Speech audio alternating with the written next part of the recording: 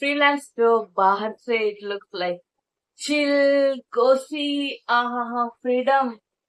But nahi dosto. It is lonely, it is messy. Sometimes you feel like no one is listening to you.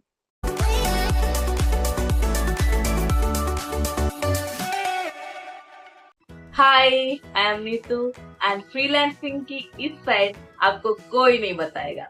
Let's get real.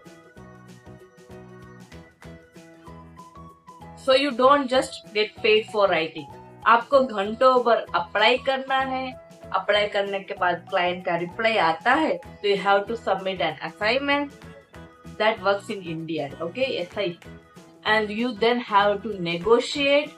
उसके बाद wait करेंगे कि कब आपको confirmation mail आए. Some months are dry, some months are overflowing. And yes, you can work from anywhere, but that also means you work everywhere. On weekends, on bad mental health days, and sometimes you earn less than your friend.